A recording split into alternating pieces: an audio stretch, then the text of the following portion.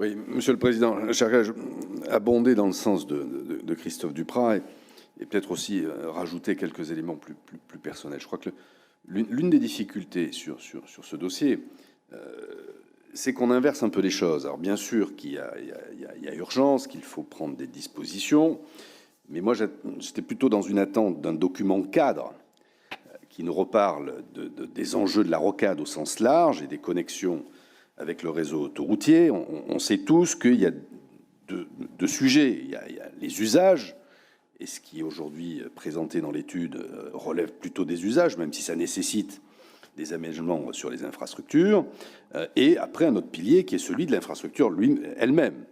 Je rappelle qu'on a été nombreux ici à solliciter l'État, que ce soit de façon solennelle et officielle ou plus médiatique, sur l'avenir même de la rocade et la compétence à agir, avec notamment deux priorités à nos yeux, je pense partagées, des réaménagements possibles, ou en tout cas de l'étude, à mener sur l'échangeur qui amène vers la nationale 89 et après la 89, et l'échangeur qui amène vers la 62. Bon, ça c'est un sujet aussi prioritaire qui nous amène d'ailleurs à peut-être relancer la réflexion, et c'est vrai qu'il y a un petit moment qu'on n'a pas envisagé, du transfert, et dans quelles conditions pourrait être transféré ou pas cet équipement. Et puis, il y a cette délibération aujourd'hui. Et je crois qu'on ne s'épargnera pas un vrai débat avec un vrai rapport sur le devenir global de la rocade et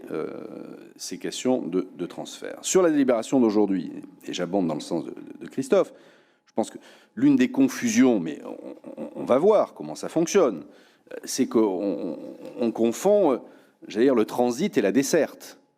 Alors certes, j'entends Thomas Cazenave qui nous dit, j'adhère assez à ce qu'il dit, il y a des gens qui ont une expertise, une expérience qui leur permet de proposer ce qu'ils proposent. Et après, et c'est peut-être seulement frappé du bon sens, mais moi je m'imagine que quelqu'un en covoiturage sur la rocade, c'est essentiellement pour de la desserte, avec cet effet dit baïonnette, et que ça sera peut-être plus compliqué de l'effectuer sur la voie de gauche que si on était sur la voie de droite. Alors j'entends les contingences matérielles des piliers, mais voilà, c'est peut-être qu'une réaction de béotien que d'imaginer que le transit passe à l'extérieur, sur la voie externe, et que la desserte part sur la voie interne. Je pose juste la question.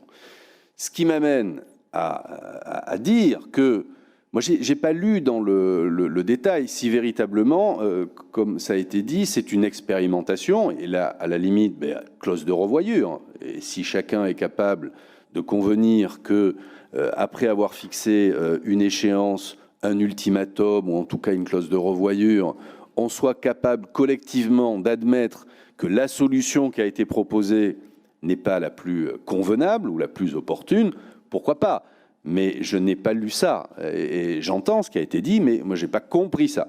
Voilà les réserves que je remets en appui de ce qu'a pu dire Christophe Duprat, et je m'associe à toutes celles et tous ceux qui demandent que le groupe de travail sur la rocade reprenne ses travaux et que soit présenté en séance et en commission une feuille de route et des propositions sur une vision globale de cet équipement.